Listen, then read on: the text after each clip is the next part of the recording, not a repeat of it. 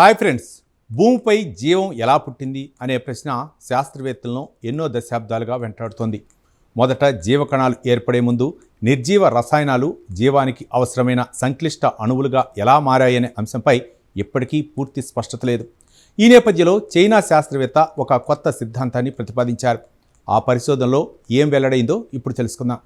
ఈ పరిశోధనను చైనాలోని షెన్జెన్ యూనివర్సిటీకి చెందిన ప్రొఫెసర్ యాంగ్డాంగ్ జిన్ నిర్వహించారు. పరిశోధన ఫలితాలు రీసెర్చ్ జర్నల్లో ప్రచురితమయ్యాయి.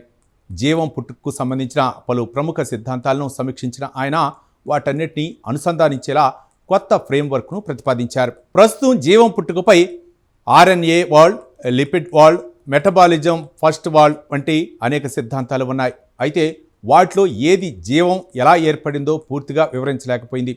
ఈ లోటును పూరించేందుకు ప్రొఫెసర్ జిన్ నానోజైమ్ హైపోథెసిస్ అనే కొత్త సిద్ధాంతాన్ని రూపొందించారు. ఈ లోటును పూరించేందుకు ప్రొఫెసర్ జెనోజైమ్ హైపోథెసిస్ అనే కొత్త సిద్ధాంతాన్ని ప్రతిపాదించారు.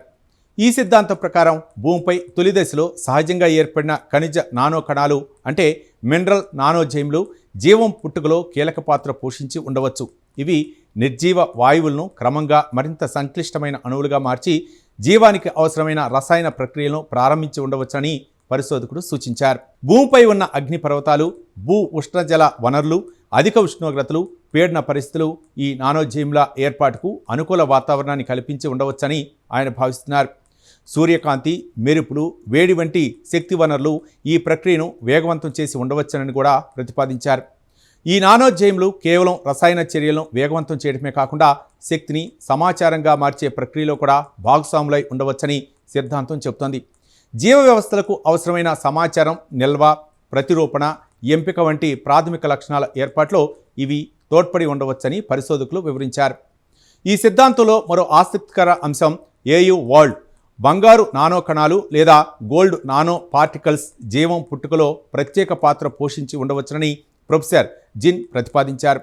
ప్రస్తుతం ప్రయోగశాలలో తయారు చేస్తున్న అనేక నానోజైమ్లకు ఇవి ఆధారంగా ఉండటంతో ప్రాచీన భూమిపైన ఇలాంటి కణాలు సహజంగా ఏర్పడి ఉండే అవకాశాన్ని ఆయన పరిశీలించారు. చూశారుగా, భూమిపై జీవం పుట్టుకు సంబంధించిన రహస్యం ఇంకా పూర్తిగా వీడకపోయినా నానోజైమ్లు అనే సూక్ష్మ ఖనిజ కణాలు ఈ ప్రక్రియలో కీలక పాత్ర పోషించి ఉండవచ్చని ఈ పరిశోధన సూచిస్తోంది.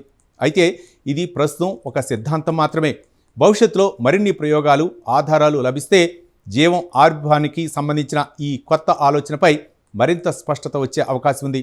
ఈ ప్రత్యేక కథనంపై మీ అభిప్రాయాలను కామెంట్ ద్వారా తెలపండి. వీడియో నచ్చితే లైక్ చేసి ఛానల్ని సబ్స్క్రైబ్ చేయండి. Thank you.